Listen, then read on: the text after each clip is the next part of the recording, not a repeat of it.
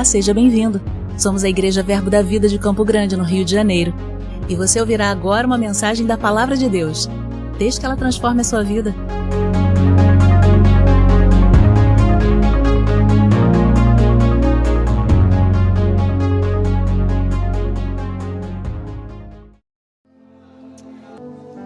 Aleluia. Você já deu um bom dia para esse crente bonito que está do teu lado? Aleluia. Você crê que há uma porção para você hoje, nessa manhã? A palavra de Deus, ela se renova a cada manhã, a cada dia. E é muito nítido chegar e perceber uma atmosfera favorável, uma porção específica do céu para as nossas vidas essa manhã. Queria que você abrisse a sua Bíblia comigo no Evangelho de Jesus, segundo escreveu João, capítulo 4. A partir do verso... Vamos ler todo o texto para que a gente consiga entender um contexto, amém? Diz assim, João 4, a partir do versículo 1. Portanto, o Senhor soube que os fariseus tinham ouvido que Jesus fazia e batizava mais discípulos do que João. Embora o próprio Jesus não tenha batizado, mas os seus discípulos. Deixou a Judeia, retirando-se outra vez para a Galileia. Verso 4. E era-lhe necessário atravessar a província de Samaria. Verso 5. Chegou, pois, a uma cidade samaritana chamada Sicar, perto das terras que Jacó dera a seu filho José. 6. Estava ali a fonte de Jacó. Cansado da viagem, assentara-se Jesus junto à fonte ou ao poço, em algumas versões, por volta da hora sexta. Essa hora sexta para nós é meio-dia, ok? Vamos continuar. Nisto veio uma mulher samaritana tirar água, e disse-lhe Jesus: dá-me de beber. Verso 8. Pois seus discípulos tinham ido à cidade para comprar alimentos. Então disse a mulher samaritana: como, sendo tu judeu, pedes de beber a mim, que sou mulher samaritana? Porque os judeus e os samaritanos não se davam muito bem. O que acontece? Os samaritanos eram uma mistura de raça. Quando Deus chama Abraão e ele faz uma aliança com Abraão, ele dá a seguinte orientação: Abraão, vocês podem só casar entre si, vocês não podem misturar a raça, vocês não podem misturar o povo. E o que acontece com os samaritanos? Os samaritanos é uma parte do povo judeu que decide se casar com pessoas gentias, ou gentílicas na verdade. São pessoas que não tinham aliança com Deus. Há essa mistura de raças. Então, por isso, os judeus puros, por assim dizer, eles não tinham um bom relacionamento com os samaritanos, porque era um povo misturado. Continua para mim. Replicou-lhe Jesus: se conheceras o dom de Deus, e quem é que te pede, dá-me de beber, tu lhe pedirias, e ele te daria água viva. Verso 11. Respondeu-lhe ela: Senhor, tu não tens com que tirar a água, e o poço é fundo. 12. Onde, pois, tem esta água viva? Continua para mim. És tu porventura maior do que Jacó nosso pai, que nos deu o poço, do qual ele mesmo bebeu, e bem assim seus filhos e seu gado? Continua. Afirmou-lhe Jesus: quem beber desta água que eu der, vai ter sede novamente.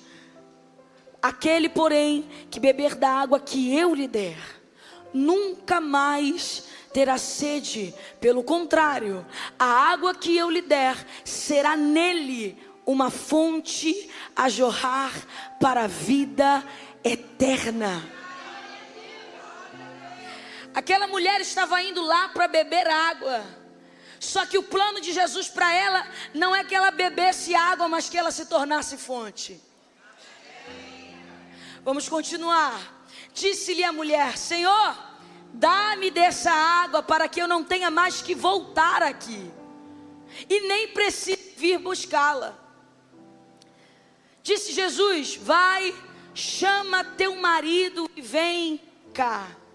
17. Ao que lhe respondeu a mulher: não tenho marido. Replicou-lhe Jesus: bem disseste, não tenho marido, porque 5 maridos já tiveste, e o que esse tens agora não é teu marido. Isto disseste com verdade. 19. Senhor, disse-lhe a mulher: vejo que tu és profeta. Nossos pais adoravam neste monte, vós, entretanto, dizeis que é em Jerusalém o lugar onde se deve adorar. 21, disse-lhe Jesus: mulher, podes crer que a hora vem quando nem neste monte, nem em Jerusalém adorareis ao Pai. Vós adorais o que não conheceis, nós adoramos o que conhecemos, porque a salvação vem dos judeus. 23, mas vem a hora, e já chegou, em que os verdadeiros adoradores adorarão o Pai em espírito e em verdade, porque são estes que o Pai procura para seus adoradores. Vem a hora, e já chegou, em que os verdadeiros adoradores adorarão ao Pai em espírito e em verdade. Numa conversa, num poço, Deus revela à mulher o maior dos segredos do reino: o verdadeiro adorador. Nós vemos esse termo adoração aparecer pela primeira vez em Gênesis 22, verso 5. Vou contextualizar para você bem rápido, para você entender. Gênesis 22, 5, nós temos Deus pedindo a Abraão o seu filho. Deus pede a Abraão o seu único filho, e então Abraão separa tudo, levanta bem cedo pela manhã, junto com os servos, junto com o rapaz, e vão até o monte adorar ao Senhor. É nesse texto que nós vemos a primeira menção do termo adoração. E aí Abraão, no versículo 5, vai dizer para os seus servos: olha, fiquem aqui, porque eu e o menino vamos subir para adorar a Deus. Então, adoração aparece na palavra de Deus pela primeira vez, a primeira vez que é mencionado esse termo, em 22, verso 5 de Gênesis. E então a gente pode fazer um conceito, um dos conceitos de adoração. O que pode ser adoração, ou o que é adoração? Dentro da gama de conceitos que nós temos, adoração é dar aquilo que você mais ama. Porque Deus está pedindo a Abraão Isaque. E Abraão sobe até um monte para entregar o filho da sua alegria ao Senhor. Então, voltando lá para João capítulo 4, versos 24, a gente vê uma mulher que estava indo beber água. Só que na verdade, ela queria entender, ela precisava entender o que era uma vida de adoração. Porque parece às vezes que o texto não tem coerência. Porque primeiro começa a falar de água, depois começa a falar de adoração. Ela não conseguiu, ela queria mudar a vida dela. Você percebe que ela não estava ali jogando conversa fora. Ela era uma mulher samaritana que estava indo buscar água no poço, num horário impróprio, num tempo impróprio, num momento impróprio. Não se buscava água ao meio-dia. Não se buscava água ao meio-dia.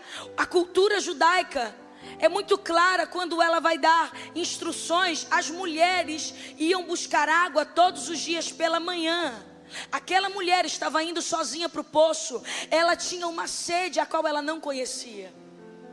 Então ela ia para aquele lugar. Ela ia ao poço. E todas as vezes que ela ia ao poço, ela lembrava que ela não era digna. Porque ela não estava dentro da sociedade. Ela não estava... ela não era socializada pela realidade de vida que ela vivia. Ela estava afastada da aliança porque ela era samaritana. Só que naquele dia ela encontra com o profeta, a saber, Cristo.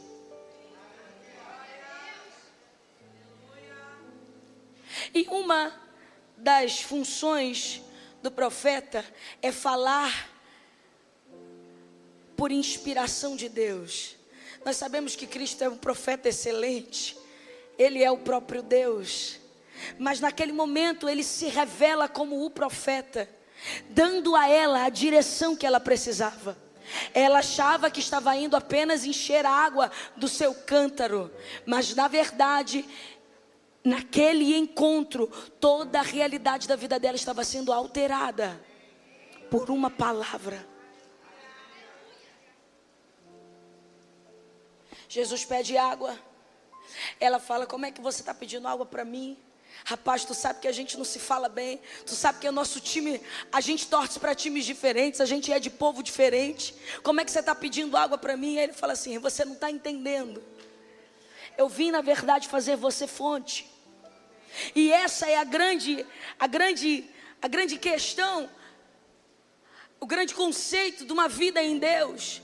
Quando nós estamos em Cristo, a gente se torna fonte. Então quem passa por nós bebe daquilo que temos.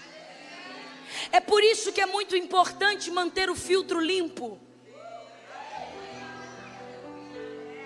Porque se nós nos tornamos fonte e essa fonte está obstruída, as pessoas vão beber a água, mas essa água não vai sair tão pura.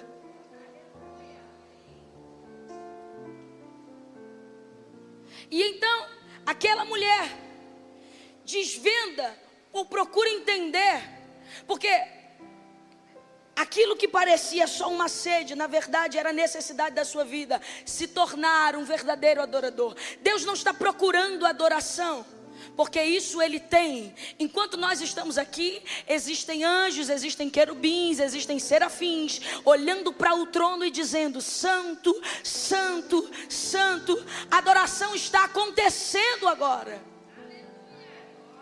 Deus não está procurando como alguém que não encontrou. Ele está, na verdade, a palavra procurar aí. Nós podemos trazer alguém aqui já teve. Vou revelar, vocês vão descobrir a idade de vocês. A minha não, porque eu sou muito jovem. Rádio. Opa. Senti assim. TV com aqueles cabinhos que se usava esponja de... Ai, Jesus. Olha o céu revelando os mistérios. O rádio tem uma frequência. E para que a gente encontre, eu quero ouvir a estação X, a gente precisa sintonizar na frequência certa desse rádio. Certo? Ou então, vamos para a TV. Quando a gente precisava assistir alguma coisa, jogo de futebol, ou a vovó assistia aquela novela, subia alguém no telhado. Olha, quem riu já sabe, de 90 para trás. Sou muito jovem, vocês. Isso aqui foi pesquisa de campo. Ia para o telhado, pegava aquela antena parabólica, se não me falhar o nome, e ficava assim: e agora? Tá pegando? Não, vai para lá. E aí vai para lá. E agora? Tá pegando? Não, volta. Aí quando fala assim, aí a pessoa tá assim, ó.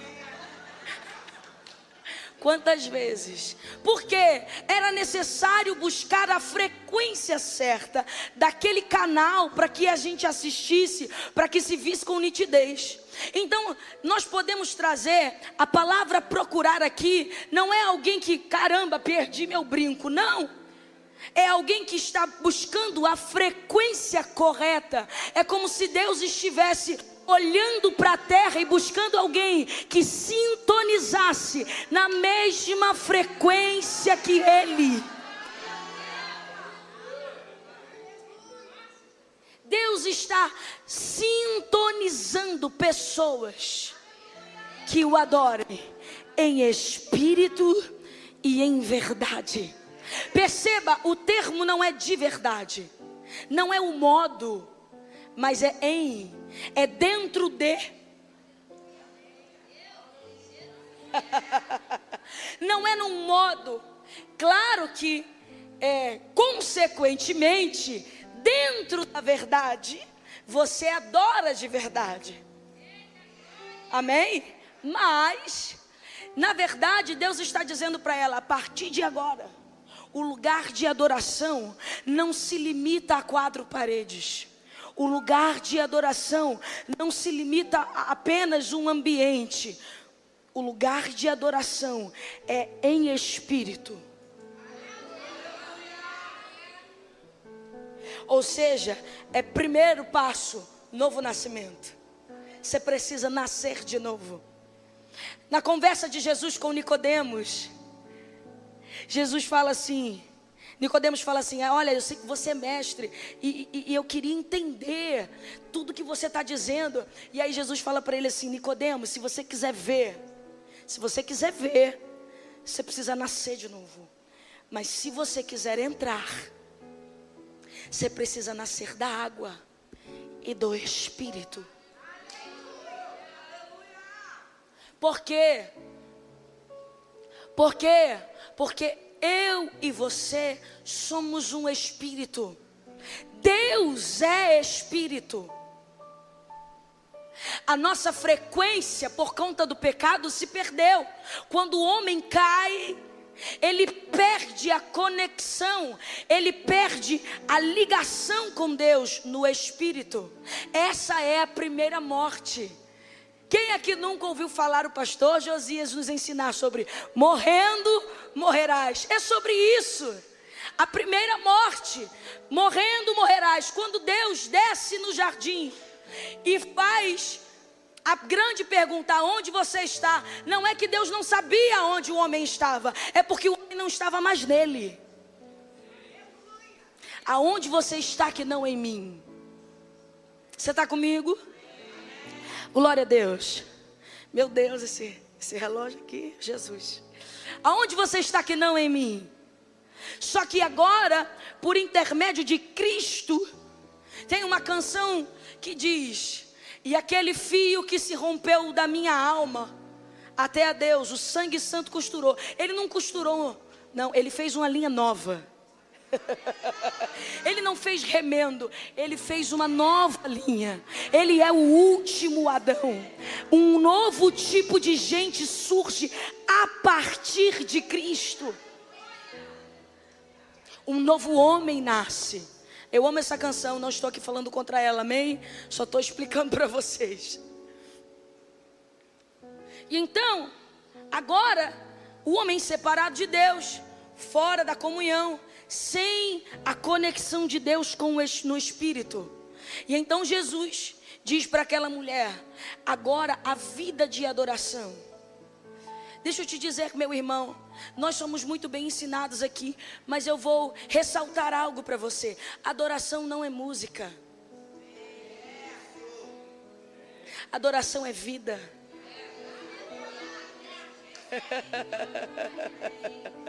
Quem aqui gosta de perfume? Se você não gosta, eu vou orar por você agora. Eu sou muito olfativa. Então, existem momentos que você passa perto de alguém e fala assim: nossa, cheiro de fulano. Quem aqui já viveu isso? Glória a Deus. Eu já vivi isso muitas vezes.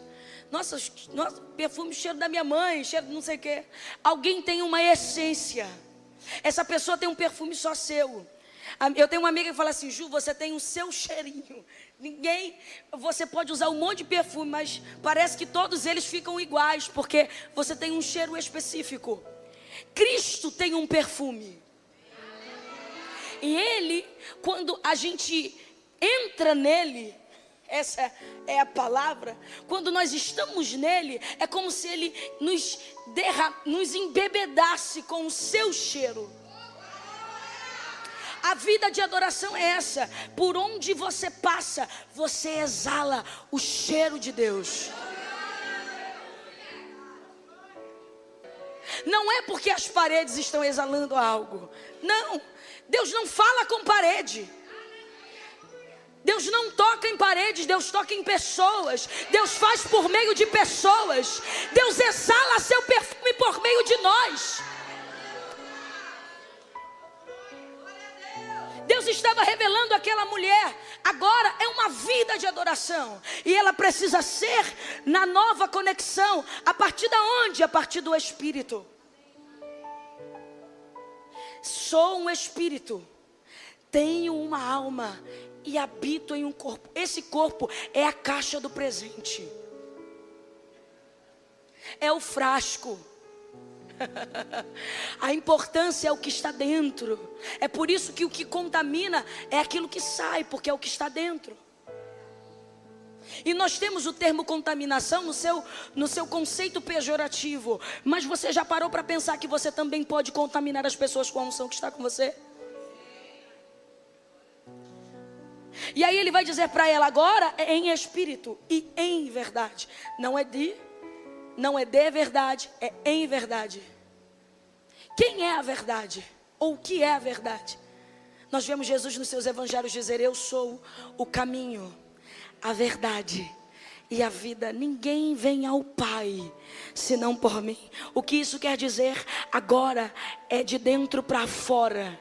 É em espírito, mas agora é em Cristo. Se você está em Cristo, você é uma nova criatura. Você é um verdadeiro adorador. Se você está em Cristo, você nasceu de Cristo. Você foi sepultado com Ele pelo batismo, mas você renasce com essa nova vida de Deus. A vida de Deus agora habita em você. Deus coloca dentro de você a sua essência, o seu perfume na pessoa do Espírito Santo. Agora de dentro para fora, não mais da boca para fora. O que estava acontecendo? Aqueles homens, os fariseus e aquelas pessoas que iam para o templo, elas adoravam, mas não mais de dentro para fora, porque o Espírito estava morto, estava separado de Deus. Então tudo que era feito era daqui para cá e não de dentro para fora. Só que agora em Cristo é de dentro para fora. E é nele, é dentro de Cristo. Se você está em Cristo, você é um verdadeiro adorador. Você está comigo, meu irmão? E como eu sei disso? Queridos, antes de Cristo, nós tínhamos dificuldades para entender. Apóstolo Paulo fala que a gente parecia que tateava. Era como os cegos buscando como chegar a esse caminho. Só que agora os nossos olhos foram abertos. Nós não adoramos aquilo que não conhecemos. Não. Nessa nova vida, nessa nova realidade, nós estamos entrando como igreja, agora eu falo, entrando numa estação de maturidade, de robustez, aonde não vamos mais fazer as coisas sem consciência. faremos conscientes, porque estamos conectados em Deus pelo Espírito, o Espírito de Deus habitando em nós, nos conduzindo a toda a verdade. 1 Coríntios capítulo 2, versículo 9. Deus foi me dando os textos e eu fui tentando entender aonde que isso vai encaixar. Me ajuda. Mas o Espírito Santo é lindo. Ele é um ótimo maestro. Olha que coisa gloriosa. Mas como está escrito, isso é apóstolo Paulo fazendo menção de um texto. Nem olhos viram, nem ouvidos ouviram, e nunca penetrou no coração do homem aquilo que Deus preparou para aqueles que o amam. Uau! Glorioso, não é? Mas tem um mais no versículo 10. E esse mais significa o quê? Esse termo na língua portuguesa, ele vai nos ensinar ou explicar, ele aparece no texto para contradizer algo que foi dito antes. Mas, porém, entretanto, todavia, ele vai fazer ele vai contrafalar. Eu estou tentando, neologista, irmão, estou tentando ser bem pedagógica para você. Ele vai dizer assim: olha, aquilo que você ouviu antes não é bem assim agora. Esse termo na língua portuguesa, ele tem essa função de dizer assim: olha, até era assim, mas agora.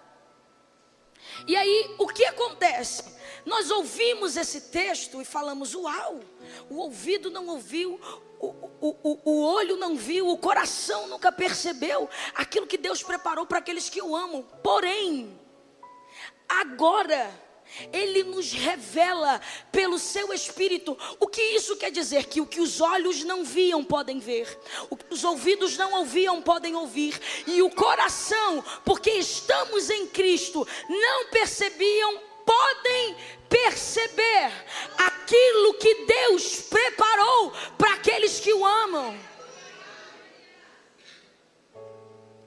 Porque, e aí ele fala assim: porque o Espírito conhece ou penetra as profundezas de Deus. E aí ele vai dizer no versículo 11: porque qual dos homens... está aqui também. Porque qual dos homens sabe as coisas do homem, senão o seu próprio espírito que nele está? Assim também, olha isso, gente, as coisas de Deus ninguém as conhece, senão o Espírito de Deus. Paralelo, apóstolo Paulo está fazendo um paralelo aqui. Assim como você tem um espírito, ou melhor, é um espírito, e só o seu espírito, o espírito humano, te conhece de verdade, porque é quem você é sua essência. Da mesma forma, o Espírito de Deus, o Espírito de Deus conhece Deus na essência de Deus, nas profundezas de Deus. É Ele quem sabe quem Deus é de verdade, por assim dizer. Parafraseando para vocês: assim como o espírito do homem sabe quem o homem é de verdade, o Espírito de Deus sabe quem Deus é de verdade, até mesmo as suas coisas mais profundas. E aí, versículo 12: ora, se Deus e o seu Espírito são um só, e só o Espírito de Deus conhece Deus nas profundezas, assim como só o espírito humano conhece o homem nas suas profundezas.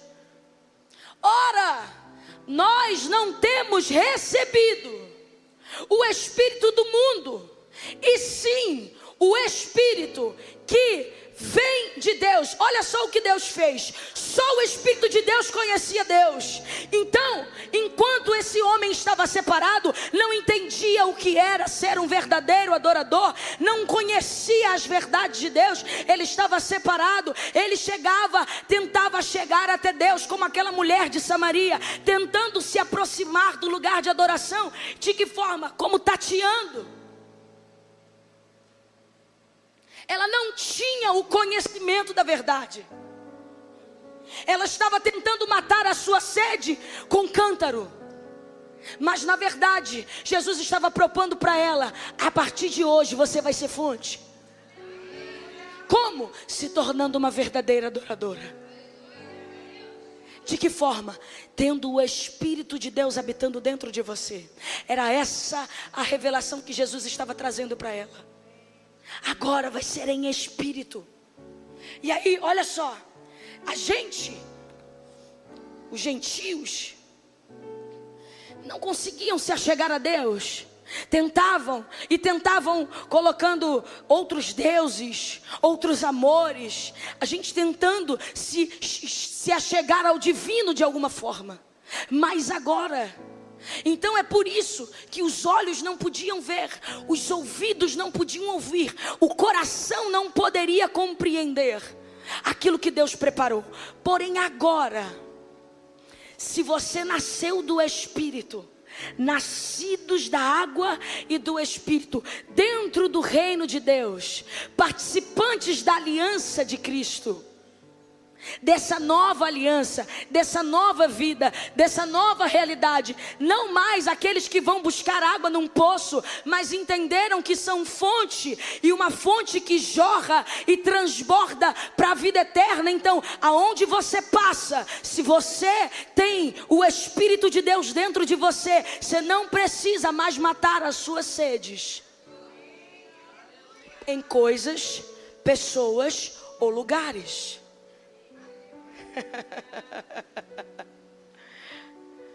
Isso está completamente ligado a ser um verdadeiro adorador.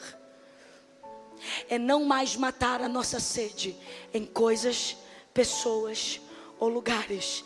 Deus é o nosso maior supridor e nos faz fonte, não apenas para que nós sejamos saciados, mas para que possamos saciar por onde a gente passar.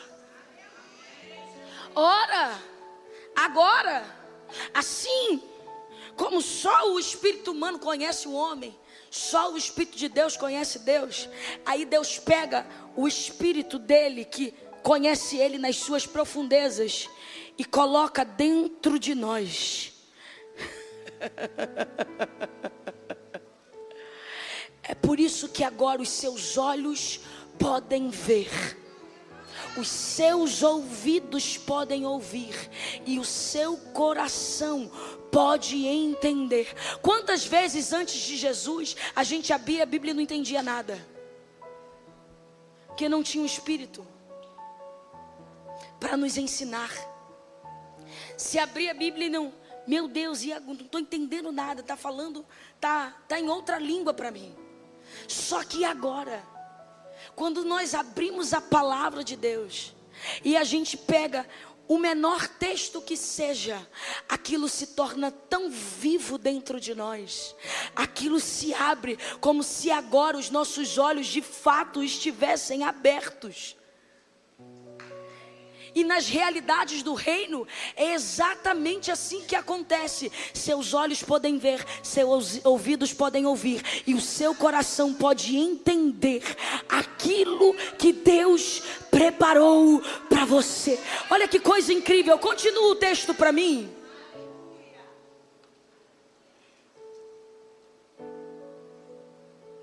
Versículo 12. Ora, nós não temos recebido o Espírito do mundo, mas o Espírito de Deus, ou seja, agora dentro de mim, dentro do meu espírito, o Espírito de Deus veio habitar aqui. Deus pega o seu perfume e derrama dentro de mim. E aí, olha só, mas o Espírito que é de Deus, nós recebemos o Espírito que é de Deus, para que pudéssemos conhecer as coisas que nos são dadas gratuitamente por Deus, ou seja, tudo aquilo que Ele já reservou para você. Os seus olhos não podiam ver, os seus ouvidos não podiam ouvir, mas agora em Cristo, em Espírito e em verdade, seus olhos podem ver, seus ouvidos ouvir, seu coração pode compreender aquilo que Ele já preservou para você.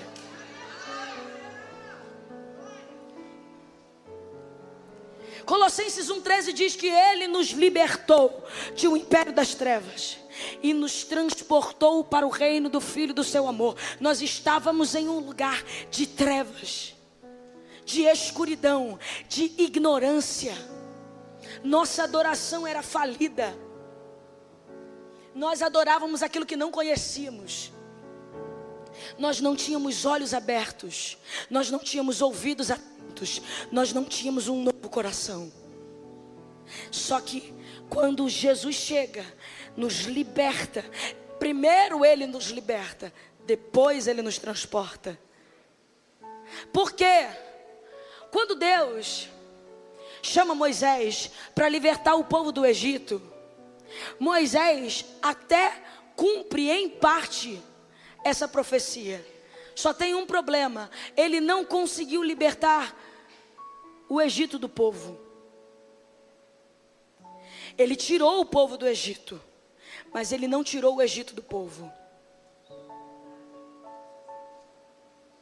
É por isso que no reino de Deus é tudo novo, querido. Nós não recebemos uma vida melhor, nós recebemos uma vida nova. Porque a antiga não prestava. É muito simples, é muito prático. Nós tínhamos uma vida distante. Nós não entendíamos o que era ser um adorador, porque nós não estávamos em Cristo. Nós não entendíamos o que era uma vida de adoração, porque não estávamos em Cristo. Mas em Cristo, Deus consegue nos sintonizar na frequência certa. Deixa eu te dizer uma coisa, e eu vou encerrar com isso.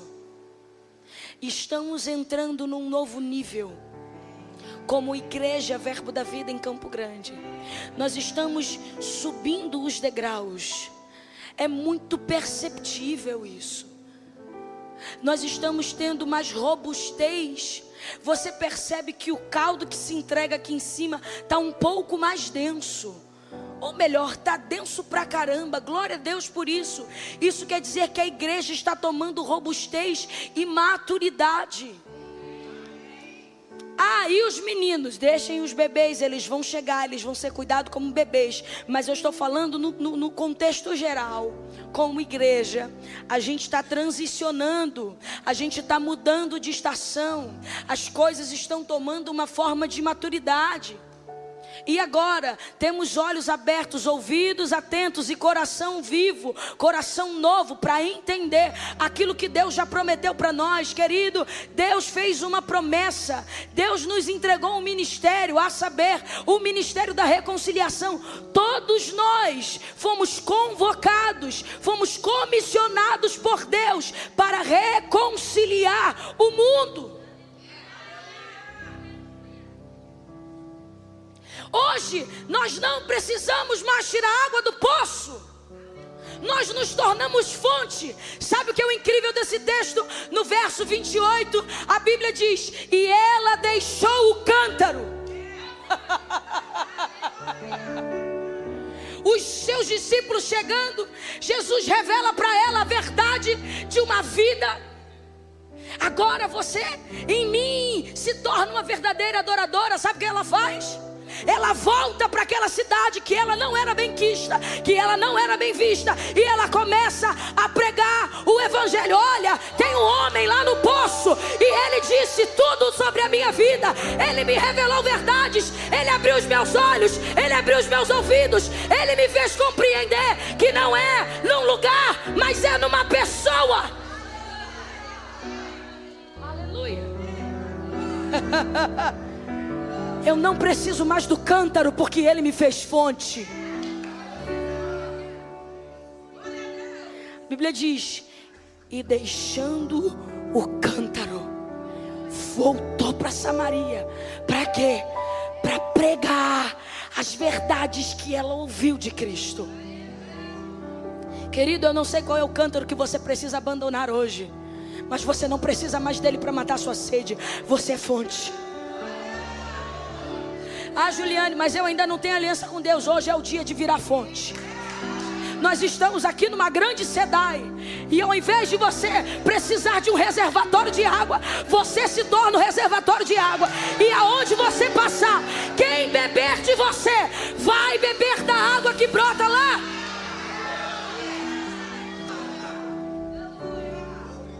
Aleluia. Amém.